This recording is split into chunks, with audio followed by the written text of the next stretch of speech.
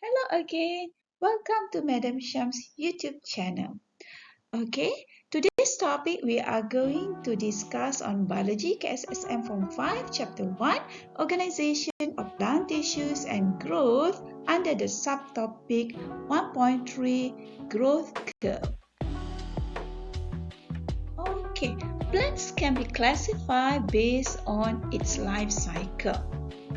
Actually, plants can be classified based on other things besides life cycle, but on today's video, we are going to concentrate on their life cycle first.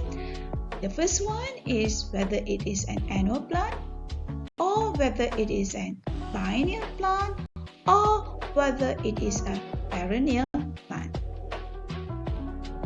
Okay, now we look at the annual plant first. Annual plants are the plants that only have one life cycle for a season or for a year. Okay, only one.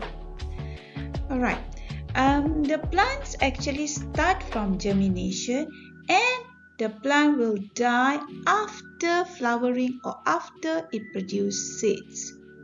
Okay, for the curve of annual plant, as you can see on your left side, okay, it is a sigmoid curve. Okay, you can see it goes like this, going down, up, and then again down. So that we can divide it into 4 sections, that is stage A, B, C, and D. What happened in stage A? In stage A, what happened is there is a decrease in the dry mass of the cotyledon. Okay. Why? Because the food in the cotyledon is used for germination. That is why there is a decreasing in mass. In stage B, there is an increasing of the dry mass of the plant. Why? Because the plant now can carry out for photosynthesis since the leaves are already out. So the growth rate increased rapidly. You can see the slope is quite steep for part B. It means that the growth rate increased rapidly. For C, stage C here, okay, the dry mass is constant. Why? Because the plant already matured and the growth rate is 0. And the last part, stage D, there is a decreasing in dry mass. Why? Because the plant age, rate of photosynthesis going down, the shedding of leaf occur, the shedding of flower occur, and seed dispersal occurs. So that is why the mass getting lower and lower. Example of plants that are under annual plants are watermelon, and you have pumpkin. You also have paddy plant. Okay, the next one is on biennial plant. Biennial plant are the plants that have 2 seasons or 2 years before the plant die. So the first season is known as the growth season. What happens during the growth season is the vegetative growth, meaning the growth of fruit, leaf, and stem occurs during this growth season. Photosynthesis will occur and then the food will be stored in the tuber. In the second growth season, then only reproduction occurs. The food that was stored during the first growth season will be used to produce flowers and seed. Then after that, the plant will die. Now, if we look at the graph for this biennial plant, we have 2 sigmoid curves, 1 and 2. Why is it 2? Because it needs 2 growth seasons before the plant dies. Alright, example of the plant that are under biennial plant are cabbage, and we have silver cockle. This one is the silver cockle, right? And then we also have carrot. And the third type of plant is perennial plant. Perennial plants are plants that can live more than 2 years. The perennial plants, there are 2 categories of perennial plants. There are woody perennial plant. We also have herbaceous perennial plant. Woody perennial plant example are hibiscus, and we also have mango tree. Whereas herbaceous perennial plant, we have grass. Now, if you look at your grass outside your school or outside your house, you can see the grass is still there, whether it is next year, 2 more years or 3 more years. So they are under perennial plants. Okay, now for the graph under perennial plant, we have many sigmoid curves. So we call it as series of small sigmoid curves.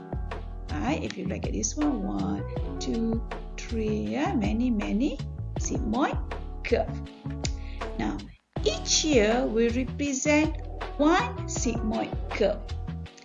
Alright, growth will occur throughout the lifespan of this plant, meaning this plant can produce flowers and fruits throughout its lifespan many times.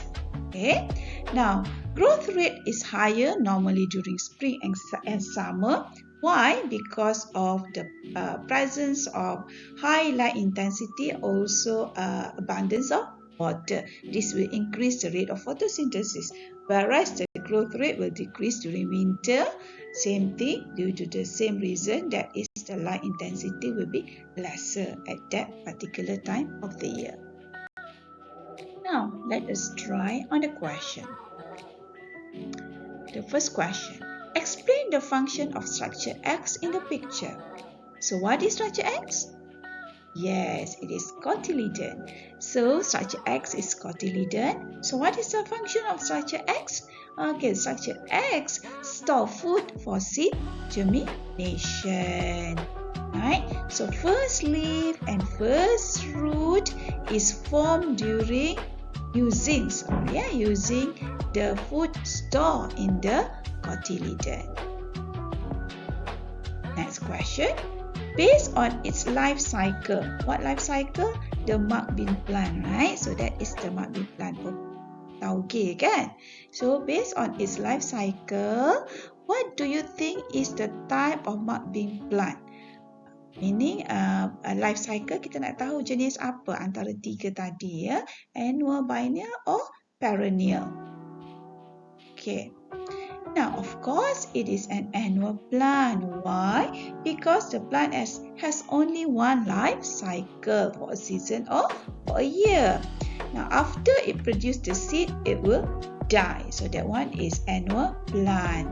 Okay, so this annual plant also do not have cambium tissue, meaning the annual plant cannot carry out secondary growth. Okay, next question.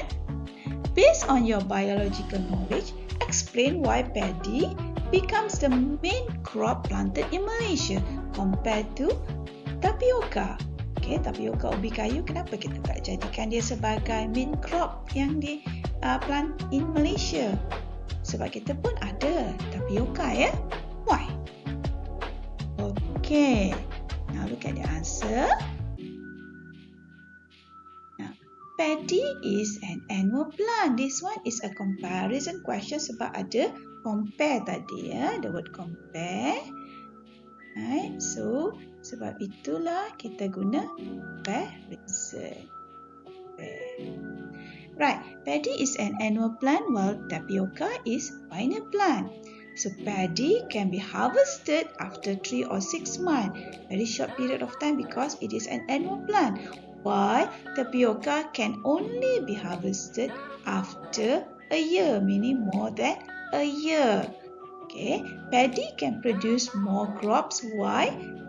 In a shorter period of time because it is an annual plant again compared to tapioca.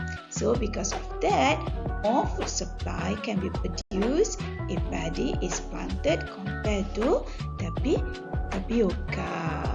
Right? That is why our government choose paddy instead of tapioca, even though both supply carbohydrate.